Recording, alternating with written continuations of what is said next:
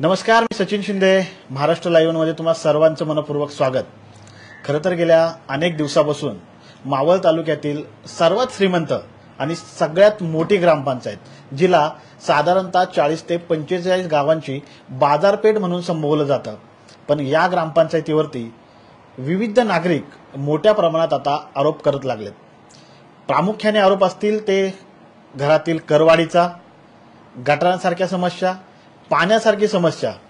इतक्या मोठ्या तालुक्यातील ग्रामपंचायतीला या सगळ्या समस्यांचा जर का सामोरी जावं लागत असेल तर ग्रामपंचायत नक्की काय करते, असा देखील त्यांच्याकडे प्रश्न उपस्थित होतो. म्हणूनच या सगळ्यांची उत्तर देण्यासाठी आपल्या सोबत आज ग्रामपंचायतीचे विद्यमान सरपंच रुपेश गायकवाड आणि त्यांच्या ग्रामपंचायतीतील सदस्य, तसेच त्यांच्यासोबत सध्या ग्रामपंचायतमध्ये विरोधी पक्ष म्हणून असलेले गणपत शिंदे हे देखील आज आपल्या सोबत आहेत. आपण थेट त्यांच्याशी चर्चा करणार आहोत. नागरिकांच्या या रोषाला सामोरे जात असताना सरपंच साहेब, एवढी मोठी तालुक्यातील ग्रामपंचायत, करोड रुपयाचा विकास निधी तुमच्या ग्रामपंचायतीला आलाय असं म्हटलं जात आहे, मग ही करवाढ जी नागरिकांना विश्वासात न घेता का केली जाते? प्रथमतः तुम्हाला सांगू इच्छितो, महाराष्ट्र लाईव्हच्या माध्यमातून तुम्ही आज ग्रामपंचायतचे विचार घेताय त्याबद्दल महाराष्ट्र लाईव्हचं स्वागत, तुमचं देखील स्वागत. मागील काळामध्ये ग्रामपंचायतला सोनटके म्हणून ग्रामपंचायत अधिकारी होते, त्यांच्या माध्यमातून आम्हाला कुणालाही विश्वासात न घेता त्यांनी ही करवाढ केलेली होती. आणि त्या करवाढीला सर्वप्रथम विरोध हे मी आणि आमच्या सर्व सहकाऱ्यांनी केलेला होता. गावाला समजण्याचे, गावाला कळण्याच्या अगोदर ग्रामसभेमध्ये विरोध करणारा प्रथम नागरिक होतो की हा कर वाढवताना तुम्ही आमच्या गावामधील नागरिकांपेक्षा पहिले जे नागरिकांनी निवडून दिलेले सदस्य आहेत, की लोकप्रतिनिधी आहेत, की या गावची 17 जणांची आज सदस्यांनी गाव चालतो, यांना विश्वास न घेता विरोध ग्रामसभेला मी केला. ती करवाढ रद्द करण्याला कारणीभूत देखील आम्ही ठरलेलो आहे. त्याच्यानंतर काळानंतर 1 वर्ष काळ गेल्याच्या नंतर भाऊसाहेब देखील आपल्या गावाला मिळत नव्हते. आमदार साहेबांच्या माध्यमातून आमच्या बॉडीच्या पाठपुराव्याने शिवसाहेबांनी आम्हाला पूर्ण वेळ धनंजय देशमुख हे ग्रामपंचायत अधिकारी या गावाला आपल्याला मिळालेले आहेत. आणि त्याच्या अगोदर शिंदे भाऊसाहेब होते, त्यांच्याकडे कानेफाटा ग्रामपंचायत आणि खडकाळी ग्रामपंचायत अशी 2 ग्रामपंचायत होत्या. आणि त्यांनी ही करवाढ आम्हाला कुणाला विश्वास न घेता केल्याच्या नंतर ज्यावेळेस आमच्या लक्षात आलं त्यावेळेस भाऊसाहेबांना आम्ही लोकप्रतिनिधी म्हणून विचारणा केली, तर भाऊसाहेबांनी आम्हाला कायद्याच्या चौकटीत जे काही शासनाने ठरवून दिलेले काही कायदे, कानून, परिपत्रक, नियम मला अधून राहून मी हे काम केलेलं आहे असं भाऊसाहेबांनी आम्हाला उत्तर दिले. मग त्याच्यामुळे त्यांनी काही गोष्टी आम्हाला समजून सांगितल्या की ज्या पद्धतीने काही मिळकतींचा ज्या 4 वर्षानंतर गावाचं फेरसर्वेक्षण व्हायला हवं होतं, तर 2016ला माझ्या म्हणण्याप्रमाणे काहीतरी सर्वेक्षण झालेलं आहे. त्याच्यानंतर माझ्या काळामध्ये मी आता फेरसर्वेक्षण घ्यायला सुरुवात केली होती. काही अडचणी आल्यामुळं तो ठेकेदार त्यांनी काही पुढे काम केलेलं नाही. तर फेर सर्वेक्षण आमच्या काळात आम्ही कसल्या पद्धतीने करणार आहे, ग्रामपंचायतचं उत्पन्न वाढवायचं आमचा मूळ हेतू आहे. पण भाऊसाहेबांना विचारणा केली तर भाऊसाहेबांनी पूर्ण रेकॉर्ड मला दाखवलं की सरपंच साहेब, की तुम्ही काही मिळकत धारकांवरती अन्याय का करता? मग काही मिळकत धारकांची टॅक्स हा कमी झालेला आहे. सर्वच ग्रामपंचायतच्या मिळकत धारकांना 30% जी अफवा या बाजारामध्ये वारंवार रोज सोशल मीडियाच्या माध्यमातून हे लोकांच्या मनावरती बिंबवलं जातं की ग्रामपंचायत 30% करवाढ केलेली आहे. 30% करवाढ सर्व मिळकत धारकाला झालेली नाही, हे पूर्ण गावाला मी आज या पत्रकार परिषदेच्या माध्यमातून सांगतो. कारण असे काही उदाहरणं आहेत की त्यांची मिळकत ही घसारा होऊन मिळकत कमी झाली. 2015 मध्ये ज्या वेळेस ग्रामपंचायतचा कर कशावर टॅक्स लागायचा, क्षेत्रफळावरती, चौरस फुटावरती लागायचा. शासन कोर्टाच्या आदेशानं, परिपत्रकानं 2015 साली आदेश काय झाले की तुम्ही भांडवली मूल्यावरती टॅक्स आकारा, म्हणजे त्या ग्रामपंचायतच्या आपल्या मिळकतीची जी भांडवली मूल्य आहे, तिचं जे व्हॅल्युएशन आहे त्याप्रमाणे दर ठरवा. आता हे दर काय मी ठरवलेत का? हे शासनाने ठरवलेत ना. बरं, ते दर काय मी आज माझ्या कार्यकाळात ठरवलेत का? 2015 पासून जे शासनाने दुसरी गोष्ट दर ग्रामपंचायत ठरवते आणि हे दर जुने दर आहेत. आणि ह्या दरामध्ये जर ग्रामपंचायतीने जर 1 पैसा सुद्धा वाढवला असेल तर जिम्मेदार ह्याला आम्ही आहे. पण तुम्ही मला असं पुराव्याने सिद्ध करून दाखवा की जे आमच्या बॉडीवर किंवा गावावरती आरोप होतात की यांनी टॅक्स वाढवला, तुम्ही ते आम्ही जो ग्रामपंचायतचा जो मिळकतीचा जो दर आहे तुम्हाला मी दाखवतो. आता हा जो दर आहे जुना समजा, तर हे उदाहरण म्हणून मी काही कागदपत्र आणलेले आहेत. समजा आता उदाहरणार्थ नामदेव गंगाराम कदम मिळकत नंबर 104. आता ह्या मिळकत धारकाला समजा चालूची पट्टी मागील 406 रुपये होती, आता ह्या वर्षी याला 358 रुपये पट्टी आली. मग हे जिवंत उदाहरण आहे की ह्या माणसाची टॅक्स कमी झालेला आहे. बरोबर आहे. नाही, पण तुम्ही जे टॅक्स कमी झालेला जरी पावत्या दाखवत असेल तरी त्या वाढलेल्या देखील ते आज दाखवतात ते ना. कशा वाढल्या तुम्हाला त्याचं पण उत्तर देतो की ते वाढायचं कारण कसं. म्हणजे मुळात मुद्दा म्हणजे हे ग्रामपंचायत प्रशासनाने आम्ही वाढवलेलं नाहीये, शासनाच्या नियमाच्या अधीन राहून प्रशासनाने वाढवलेलं आहे. आणि आता बघा तुम्हाला सांगतो मी, आता इमारतीचे जे प्रकार असतात आपल्यामध्ये पत्रकार साहेब, आता झोपडी किंवा मातीची इमारत असेल तिला किमान आपण 0.3 किंवा कमाल 0.75 हा दर आहे. पण ग्रामपंचायतीने हा दर काय ठरवलेला आहे 0.65. बरोबर. आता आपण आरसीसी आता दगडविटांची मातीची इमारत आहे 0.6, 1.2 किमान आणि कमाल. याच्यामध्ये ग्रामपंचायत दर काय ठरवलेला आहे 0.78. हा मी ठरवलं की आमच्या वडील हा मागील 2015 मध्ये ग्रामपंचायतीने हा दर ठरवलेला आहे ना निलेश भाऊ. आता आरसीसी पद्धतीचं जे बांधकाम आहे त्याला किमान 1.2 आणि कमाल 2 रुपये आहे, तर ग्रामपंचायतीने 2 रुपये ठेवलेले आहे. आणि ऐका ना, म्हणजे हे जे कागदी घोडे तुम्ही नाचवताय किंवा जे कागदावरती दाखवताय ते सर्वसामान्यांसाठी महत्वाचं नाही. सर्वसामान्यांसाठी महत्वाचं आहे की तुम्ही जी करवाढ केली आता ती झाली की नाही. करवाढ प्रशासनाने केलेली आहे, आम्ही केलेली नाही. ग्रामपंचायतीला आम्ही स्वतः म्हणलो नाही की प्रशासनाला तुम्ही गावचा टॅक्स वाढवा. जे महसूल आपलं गाव आहे महसूल विभागाचे जे रेडी रेकनर दर आहेत आजच्या चालू भाव आता 2018-19 रेडी रेकनर दर आहे. आता ह्या एप्रिल महिन्यामध्ये रेडी रेकनर दर वाढलेत का नाही, बरोबर का नाही. आता एप्रिल महिन्यामध्ये 10 दिवसापूर्वी. पण आता रेडी रेकनर दर प्रमाणे जर आपण 2024-25 रेडी रेकनर दर प्रमाणे आकारणी जर भांडवली मूल्यावरती केली तर जे भांडवली मूल्यावरती आता जे तुमचं समजा 10 लाख रुपयाचा फ्लॅट आहे त्याची भांडवली मूल्य आता रेडी रेकनर दर वाढले 2024-25 ला. सहज त्या 10 लाखाच्या मिळकतीची किंमत पण 15 लाख रुपये झाली ना. मिळकत धारकाला हे समजून सांगतोय मी की तुमची पण घराचं व्हॅल्युएशन देखील वाढलेलं आहे.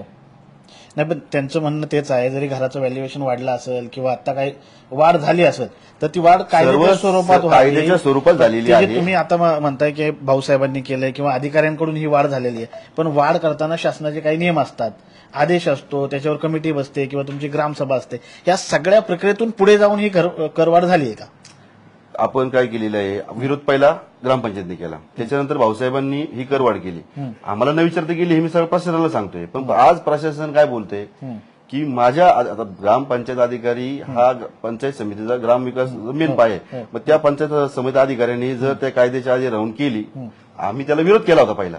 पण ज्यावेळी त्यांनी जे गावाच्या विकासासाठी जे ज्या काही गोष्टी आम्हाला समजून सांगितल्या आणि त्या उद्देशाने आम्हाला देखील कळते. आता आमचे 8 महिने राहिलेत, समजा माझे मी सरपंच काळ 8 महिने राहिले, तर ह्या जो टॅक्स जमा होणार आहे उद्या भविष्य काळामध्ये जो काही लोकप्रतिनिधी लोकांची सेवा करण्याकरता उमेदवारी इलेक्शन लढून जो ग्रामपंचायत सदनामध्ये जाणार आहे हा त्याचा फायदा होणार आहे आणि आपल्या गावचा फायदा होणार आहे. हा वाढलेला कर हा काय सरपंचाच्या घरी किंवा उपसरपंचाच्या घरी जातो का. हा जो पैसा आहे हा गावचा पैसा आहे आणि हा योग्य तो वापर करणं हे आमचं काम आहे. खरं तर सरपंचांचं ऐकलं नाही म्हणतात हे भाऊसाहेबांनी आणि त्यांनी विरोध करूनही ही करवाढ झाली. तुम्ही विरोधी पक्ष आहात, जर सत्ताधाऱ्यांचंच ऐकलं नाही तुमचं ऐकलं का, तुमचा विरोध होता का. मुळात आरोप करणे चुकीचं आहे. वारंवार भाऊसाहेबांना विचारणा केली असता भाऊसाहेबांनी कुठलीही पूर्वकल्पना न देता जे आमची मासिक सभा असते या सभेच्या सूचनापत्रामध्ये विषय न मांडता ही करवाढ केलेली आहे. मुळात करवाढ केली, परंतु करवाढ करताना काहीतरी नियम अटी असतात. मासिक सभेमध्ये ठराव घ्यायचा असतो, त्यानंतर ग्रामसभेमध्ये ठराव घ्यायचा असतो. ग्रामसभेची जी सभा झाली त्या सभेच्या सूचनापत्रकामध्ये सुद्धा हा विषय नव्हता. जर आपल्याला टॅक्स वाढ करायची असेल तर तो विषय त्या सूचनापत्रकामध्ये समाविष्ट करून ते सूचना सर्व सदस्यांना ग्रामसभेत किंवा गावात दौंडी फिरवून ही कळवायची असते. त्यानंतर ग्रामसभेत तो ठराव करून किती वाढ करायची किती कमी करायची ह्यानुसार ती करवाढ झाली पाहिजे होती. त्या प्रकारे कुठलीही पूर्वकल्पना न देता भाऊसाहेबांनी त्यांच्या स्वतःच्या निर्णयानुसार शासन परिपत्रकानुसार शासनाच्या नियमाच्या अधीन राहून करवाढ केलेली आहे. ही आम्हाला कुठल्याही प्रकारे मान्य नाही. आम्ही त्याला विरोध केलेला आहे आणि विरोधात आम्ही मासिक सभेमध्ये ठराव मंजूर केलेला आहे की ही करवाढ रद्द करण्यात यावी. आता नागरिक जे आंदोलन करतात किंवा सह्यांची मोहीम चालू आहे ह्या करवाढीला विरोध करतात त्या नागरिकांचं तुम्ही समर्थन करताय. नागरिकांचं समर्थन करणारच ना. त्याला कार्यकारिणीला जबाबदार धरणं चुकीचं आहे.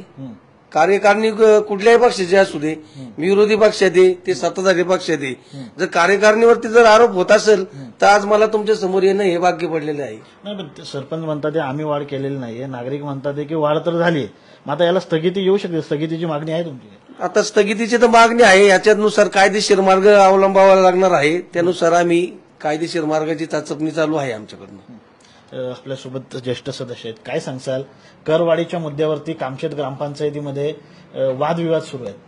आता करवाढीच्या संदर्भात सरपंच असं गणपतराव यांनी जी माहिती दिलेली आहे की गेल्या 2023 मध्ये देखील कर वाढले होते, त्या विरोधात आम्ही भाऊसाहेबांची तक्रार केली, मासिक मिटिंगमध्ये ठराव घेतला आणि हे न करता एक ग्रामसभा, विशेष ग्रामसभा लावली होती करवाढीच्या संदर्भात आणि त्यामध्ये एक ठराव घेऊन करवाढी कमी व्हावी आणि ती झाली होती. त्यानंतर देखील आता त्यानंतर तत्कालीन भाऊसाहेब जे होते, शिंदे भाऊसाहेब, त्यांनी आम्हाला विश्वासात न घेता जी करवाढ केलेली आहे त्यालाही आमचा साहजिक सदस्य असो, प्रथमतः आम्ही नागरिक आहे गावाचे, त्यानंतर सदस्य आहे विद्यमान, परंतु आमचाही त्याला विरोध आहे की हे कमी कुठेतरी टक्केवारी झाली पाहिजे. ठीक आहे, त्यांचं म्हणणं आहे की रेटनुसार जे रेट ठरलेले आहेत ते वर्ण ठरले आहेत, गव्हर्नमेंटचे ठरले आहेत, त्यानुसार करवाढ झालेली आहे, पण त्यातनं एक समाधानकारक त्यांनी आम्हाला एक असं टक्केवारी कमी करून द्यावी जेणेकरून आमचे जे जनता आहे, आमची जनता आहे त्यांना ते समाधानकारी असं एक टॅक्स भेटला पाहिजे. आणि त्यांचा रोष हा उगीच काही लोक त्याचं भांडवल करत आहेत, तो रोष ग्रामपंचायत बॉडीवरती सरपंच असेल, सदस्य असतील यांच्यावरती जो देत आहे तो चुकीचा आहे. कारण की जी चुकी शासनाकडनं, चुकी नाही म्हणतात, जे आदेश शासनाकडनं आले त्याचं भाऊसाहेबांनी त्यांच्या लेखोजोखा मांडून सगळं आम्हाला सांगितलेलं आहे. त्यामुळं आमची मागणी एवढी कर हा दर कमी व्हावा एवढी मागणी आम्ही त्यांच्याकडे केलेली आहे. तुम्ही नागरिक जे काय आता टॅक्स कमी करावा किंवा ही जी करवाढ आहे ती रद्द करावी, तुम्ही म्हणताय आता हे आमच्या विरोधात जाऊन भाऊसाहेबांनी केलंय, नागरिकांचं समर्थन करताय, करवाढ रद्द करावी अशी तुमची मागणी आहे का? नक्कीच नागरिकांच्या पाठीमागे उभं राहणे आमचं कर्तव्य आहे. शेवटी जनता जनार्दनाच्या आशीर्वादानेच देखील लोकप्रतिनिधी म्हणून संधी आम्हाला या कामशेटमध्ये मिळालेली आहे आणि जनतेला जे अपेक्षित आहे ते व्हावं. पण काही शासनाची जी परिपत्रक आहे, शासनाचे जे कायदे चौकट आहे ह्याच्यामधून ती व्हावं, म्हणजे आपल्याला कायद्याचं देखील उल्लंघन झालं नाही पाहिजे आणि आपल्याला आपल्या जनतेला न्याय सुद्धा देता आला पाहिजे. हेच माझं म्हणणं आहे. करवाढीचा खरं तर मुद्दा कडीचा मुद्दा बनलाय. शासन नियमानुसार करवाढ करावी, नागरिक जो करवाढीला विरोध करतात आहे त्याचं आम्ही समर्थन करतोय, पण याचं खापर बॉडीवर फोडू नये. जे त्यांनी केलंय हे बॉडीवर किंवा जे सदस्य आहेत, सरपंच आहेत यांच्यावर फोडू नये. ते ग्रामसेवक आणि वैयक्तिक लेवलला घेतलेला निर्णय असं यांचं म्हणणं आहे. पण कामशेतमध्ये अजून एक दुसरा विषय येतोय. इंद्रायणी कॉलनीमध्ये पाण्याची खूप मोठी समस्या आहे. एवढ्या मोठ्या ग्रामपंचायतीला पाण्याची समस्या येते. काय होते पत्रकार साहेब, 1994 स्वर्गीय कैलासवासी दिलीप भाऊ शोभाचंद टाटिया यांच्या माध्यमातून 1994 एमजीपीची योजना आपल्या गावात आली, महाराष्ट्र जीवन प्राधिकरण. त्यावेळेस तुम्हीच विचार करा, 1994 साली आपल्या कामशेतची लोकसंख्या आणि ग्रामपंचायतचा विस्तार, ग्रामपंचायतच्या मिळकती या किती होत्या आणि आता किती आहेत? तुम्ही कामशेटला येता, छत्रपती शिवाजी महाराज चौकाच्या पलीकडे ग्रामपंचायत इंद्रायणी कॉलनी किती होती आणि आता विस्तार किती झालाय? आपला जो स्टोरेज आहे हा 94 सालचाची, लोकसंख्या वाढत चाललेली. आणि विरोधक किंवा काही राजकारण करून जर नुसता आरोप करायचं ठरवलं असेल तर ह्याला मी जुमानत नाही. कारण का, मी माझ्या काळात माननीय आमदार सुनील शंकरराव शेळके साहेबांच्या पाठपुराव्याने ज्या माझ्या गावामध्ये आता जी योजना चालू आहे ह्याला भयंकर अडचणी आल्या. अडचणीचा सामना करत आम्ही आज 2 टाक्या, पंप, सबलाईन सर्व प्रमाणात टाकून झाल्या. ते येणाऱ्या 8 दिवसामध्ये वरची आपली जी टाकी आहे ती टाकी भरून चेकिंग झाली, खालची टाकी चेकिंग झालेली आहे. आता फक्त जे लाईन जोडायची राहिलेली आहे त्या 8 दिवसामध्ये, म्हणजे मी सांगतो तुम्हाला येत्या ह्या एप्रिलच्या 30 तारखेपर्यंत ही योजना सुरू होऊन Indrayani colony, Panchel colony, Daunde colony, Rajendranagar, परत गरुड कॉलनी, गणेशवाडी, शिवशंकर कार्यालयाच्या पाठीमागील काही भाग आणि 5 नंबर छत्रपती शिवाजी महाराज चौक, या सर्व जिथं अडचण आहे त्याच ठिकाणी भागात जास्त अडचण आहे. हे येणाऱ्या 1 महिन्यामध्ये यांना खूप, कारण ती टाकी आपण त्या भागासाठी बांधलेली आहे. फक्त ह्या आणि विरोधकांना देखील हे माहिती आहे की हे 15-20 दिवसांमध्ये हे काम होणार आहे. कारण लाईट जाते, लाईट गेल्यावर हा भाग एवढे वॉल, आमच्या हायवेच्या पलीकडे 27 वॉल आहेत. साधी पाण्याची अडचण आहे मी मान्य करतो, पण ह्या येणाऱ्या काळामध्ये ती अडचण दूर होणार आहे. आणि हा शब्द ज्या वेळेस आम्ही जाहीरनाम्यामध्ये दिला होता त्यामुळे लोकांनी आम्हाला निवडून दिलेले. आज विरोधक आमच्यावर आरोप करतात पाणी नाही, तुम्ही पण पाठीमागच्या 4 वर्षांचं तुम्हीच होते, पण जनतेने तुम्हाला का नाकारलं? तुम्ही जर चांगलं पाणी सोडत होते तर आज तुम्ही जर चांगलं काम करत असाल जनतेने का नाकारलं? जनतेने आज आमच्यासारख्या काम करणाऱ्यावरती विश्वास ठेवून आज चांगल्या पद्धतीने काम करतोय. आज काही म्हणत असतील की विकास आम्हाला दिसत नाहीये, तुम्ही विकास आज पहा. आणि ज्याला दिसत नाही त्याने ग्रामपंचायतीला मी लेखाजोखा मांडायला तयार आहे की गेल्या कितीतरी वर्षाच्या मागील काळामध्ये तुम्ही जावा आणि आता 4 वर्षाच्या काळामध्ये तुम्ही जावा. आमदार साहेबांच्या 5 वर्षाच्या काळामध्ये ग्राम निधीमधून आणि ग्रामपंचायतच्या आमदार साहेबांच्या नागरिक सुविधा असन, जनसुविधा असन, असे विविध क्षेत्रांमधून इतका फंड आज दिलेला आहे. खासदार साहेबांनी, श्रीरंगाप्पा बारणे साहेबांनी फंड दिलेला आहे. मग हे इतका फंड हा करण्याच्या काळात आला आणि ही कामं झाली का नाही जनतेने दाखव, जनतेला दिसतंय. जो आता कार्यकाळ आहे 8 महिन्यांची ग्रामपंचायत निवडणुका लागणार आहेत, याचं ध्येय जर उराशी बाळगून जर कोणी राजकारण करत असेल तर हे चुकीचं आहे. कारण हा जनतेच्या विचारांशी खेळू नका तुम्ही. तुम्हाला वैयक्तिक कोणाची काही मतभेद असतील ते समोरासमोर करू, जनतेला ह्याच्यामध्ये घेऊन जनतेची दिशाभूल करू नका. बरं ठीक आहे, आज हा टॅक्स संदर्भाचा विषय हा आज ग्रामपंचायतला मी प्रथम नागरिक आहे, दत्तात्रय विठ्ठल शिंदे उपसरपंच आहेत, सदस्य बॉडी 17 जणांची बॉडी. आज ह्याच्यामध्ये तुम्ही आमच्याकडे येऊन असं झाले, तुमची काय अडचण आहे आम्हाला सांगितले आपण स्वयं मार्गाने काहीतरी मार्ग काढला असता. बीडीओ आहेत, सीओ आहेत, डेप्युटी सीओ आहेत, ग्रामपंचायत. पण तसं न करता राजकारण कुणी करू नका असं माझं प्रामाणिक मत आहे. पण तुम्ही कोट्यवधी रुपयाच्या विकास कामाची जी बोलणं करताय, आता विकास कामं झाल्यात, प्रचंड रस्ते झाले असतील किंवा काम, तर तुमच्या इथं गटराचं पाणी रस्त्यावर वाहतंय. सारा कॉलनीमध्ये शौचालयाचं पाणी रस्त्यावरती आहे तुमच्या. हे बघा तुम्हाला सांगतो, आता तुम्ही त्या दिवशी पत्रकार परिषदेत घेऊन सांगितले. आता हे बघा की गटर बांधकाम करणे सारा कॉलनी दिनेश गायकवाड ज्या हिशोबाने तुम्हाला बाईट दिली ही त्याची. आता हा पुरावा आहे, हे ऑनलाईन टेंडर झाले. आता हे मी घरी केले का, ही निवेदन झालेली ऑनलाईन झालेली, त्याची वर्क ऑर्डर आहे. किती तारखेला झाली? 14 फेब्रुवारी 2025. मी तिथं जाऊन त्याचं इस्टिमेट करून, टीएस करून, प्रशासकीय मान्यता घेऊन, तांत्रिक मान्यता घेऊन, कार्यरंभ आदेश दिलेत. कार्यरंभ आदेश देऊन जेसीबी घेऊन काम चालू करायला तिथे गेले तर स्थानिक वाद हा म्हणतो इथून गटर करायचे नाही. लोक त्या दिनेश गायकवाड ज्याने आरोप करणार त्याचा माझा आरोप आहे की त्यांचं म्हणणे कसं असतं पत्रकार साहेब की मला लाईट पाहिजे पण लाईटीचा पोल दुसऱ्या दारात पाहिजे, मला घराला गटर पाहिजे पण ते दुसऱ्या दारातून पाहिजे. ते तुम्ही सॉल्व्ह करून द्या. आम्हाला तुमचं काम करायचं नसतं तर आम्ही कार्यक्रम पारित केलेच नसते. 2 महिने झाले ठेकेदार मशीन लावून तिथे गेला, त्यांच्या आंतरवादामुळे ठेकेदाराच्या माणसाला जेसीबी ड्रायव्हरला शिवीगाळ झाली. हे त्यांनी पत्रकार परिषदेत सांगितलं का? ह्यालाच म्हणतात राजकारण की सरपंच किंवा ही बॉडी कशी चुकती. पण आज मी त्याचं खुल्लं केलेलं आहे की माझं कार्यक्रम आधी झालेलं आहे, 14 फेब्रुवारीला झालेलं आहे. तुम्ही तो माझ्याकडे या आणि तुमचा प्रश्न स्थानिक सोडवा, मी गटर 1 मिनिटात करायला तयार आहे. हे ग्रामपंचायत कुठे चुकतीये, पण ग्रामपंचायतला फक्त बदनाम करण्याचं काम चालू आहे. कारण का त्यांना उघड्या डोळ्याने दिसते की इतका मोठा विकास आम्ही करतोय, त्याला कुठेतरी गालबोट लावून आता विरोधकांचं काम आहे. पण इतका मोठा विकास आहे तुमच्या गावचा किंवा तुमची मोठी ग्रामपंचायत आहे, मंगळवार सारखा आठवडे बाजार तिथे भरतो, शौचालय नाही हो. शौचालय जी आहेत ती देखील तुमची बिनउपयोगी झाली. शौचालय आहे, शौचालय आणि प्राथमिक आरोग्य केंद्र यांच्यामध्ये थोडासा तो अडचणीचा भाग आहे. त्याच्यासाठी आम्ही जैन इंग्लिश स्कूल इथून सेपरेट 3 इंची लाईन हा एमजीपीच्या आराखड्यामध्ये नसताना देखील त्यांना आम्ही म्हणलो तुम्ही सेपरेट लाईन आणि ते शौचालय सेपरेट पाणी पुरवठा करून द्या. कारण त्याला एक वॉल आहे, ते वॉल प्राथमिक आरोग्य केंद्राला आहे. प्राथमिक आरोग्य केंद्रवाले काही शिपाई जातात, तो वॉल फिरवतात, इकडचं पाणी बंद होतं, परत आम्ही कर्मचारी जातात, तिकडचं वॉल इकडचं पाणी चालू होतं. सेपरेट लाईन दिली. आता ते टँकर चालू आहे, टँकरचं ग्रामपंचायत बिल भरते, ते पण सुरू आहे. शौचालय बंदच आहेत ना ते आता चालू केले. तर हे कामशेत ग्रामपंचायतीचे सरपंच आणि विद्यमान संपूर्ण बॉडी होती जे कामशेत ग्रामपंचायतीवरती होत असलेले आरोप यांचं उत्तर देतात आहे. कामशेत ग्रामपंचायतीमध्ये प्रामुख्याने जो सध्या प्रॉब्लेम चालू आहे पाण्याचा, तो प्रॉब्लेम लवकरच सॉल्व्ह होईल. गेल्या 8-10 दिवसामध्ये तिथे पाणी योजना सुरू होईल आणि त्या सगळ्या भागात पाणी येईल. शौचालयाचा विषय सुटेल. गटराच्या कामाचं टेंडर झालं असं देखील म्हणणं आहे तुमचं, काय म्हणतो? इंद्रायणी कॉलनीमध्ये आज तुम्ही जर गेले तर इंद्रायणी कॉलनीमध्ये ड्रेनेज, रस्ते इतका प्रचंड तुटवडा होता. तुम्ही आज उद्या परवा कधी पण तिथे या, तिथे 25 लाख रुपयाचे ड्रेनेज, 30 लाख रुपयाचे आता रस्ते, तिथे शाळा असतील, अंगणवाडी असतील, त्यांना कम्प्युटर, अंगणवाडी सीसीटीव्ही, शासन परिपत्रकामुळे बदलापूरला जी घटना घडली ती आपल्या गावात घडू नये त्याकरता सीसीटीव्ही प्रत्येक अंगणवाडीला त्यांना या ग्रामपंचायतीमधून देण्यात आलेली आहे. आणि तुम्ही आज जरी गेले तर इंद्रायणी कॉलनीमध्ये पाण्याचा पिण्याचा प्रश्न जर एक महिना सुटला तर तिथं कुठलाही अजून जे 2-3 कामं पेंडिंग आहे त्याची प्रोसेस चालू आहे काही महिलांच्या भागामध्ये. येणाऱ्या काळामध्ये तिथं कुठलाही मुद्दा राहणार नाही विकास कामाच्या माध्यमातून. फक्त विरोधकांनी जर कुठलं शोधून काढायचं तर ते काढू शकतात.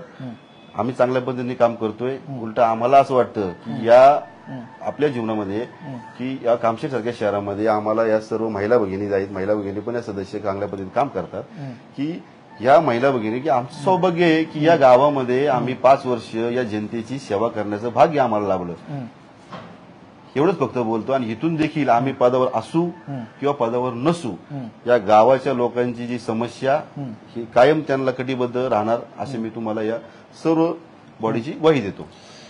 तर हे सरपंच होते. आणि नागरिकांनी टॅक्स हा ग्रामपंचायतला येऊन भरावा. नागरिकांमध्ये जे संभ्रम आहे आपण प्रशासनाशी भांडू किंवा प्रशासन कायद्या चौकटीत अजून काही कमी करतील किंवा वाढतील. कमी झाले तर तुमच्या त्या याच्यामध्ये तर कमीच होणार आहे. तुमच्या पुढच्या वर्षामध्ये ते मायनसला जातील. आणि जर जर नाही झाले तर आपण आपल्या गावाच्या विकासाला कुठेतरी खीळ ठोकू नये. कारण आपल्या ग्रामपंचायतमध्ये 42 कर्मचारी आहेत. हे गोरगरीब कर्मचारी, कोणी श्रीमंत नाहीये. आज गटर साफ करणारे कर्मचारी आहेत. आज त्या कर्मचारी तुम्ही जर गावावाल्यांनी नागरिकांनी जर या गावाला जर कर भरला नाही तर त्या गोरगरीब कर्मचाऱ्यांचे पगार होणार नाहीत किंवा त्यांना अडचण होईल. आणि त्यांना अडचण म्हणजे आपल्या गावाला अडचण होईल. ते त्यांना पगार नाही झाला तर आपण कचरा कसा उचलणार, आपण गाडीची डिझेल कसं चालवणार. जसं आपण कुटुंब सांभाळतो त्याच प्रकारे ग्रामपंचायत देखील आपलं कुटुंब म्हणून आपण वागू. जनतेच्या पाठीमागे आम्ही आहे. फक्त नागरिकांना आवाहन करतो जो निर्णय होईल हो तुमच्या हिताचा होईल ही तुम्हाला मी शाश्वती देतो. पण टॅक्स चुकवेगिरी करू नका. योग्य त्या वेळेमध्ये टॅक्स आपण भरावा असे मी या पत्रकार परिषदेच्या माध्यमातून कामशेतच्या जनतेला आवाहन करतो. हे कामशेतचे सरपंच आहेत. खरं तर आता त्यांनी पाण्याचा प्रश्न असेल, गटराचा असेल, टॅक्स भरायला देखील आवाहन केलंय. आता नागरिक या सगळ्या गोष्टी कसं पाहतात हे पाहणं आपल्यासाठी अत्यंत महत्वाचं ठरणार आहे. कॅमेरामॅन सुरज मी सचिन शिंदे, तळेगाव दाभाडे, मावळ.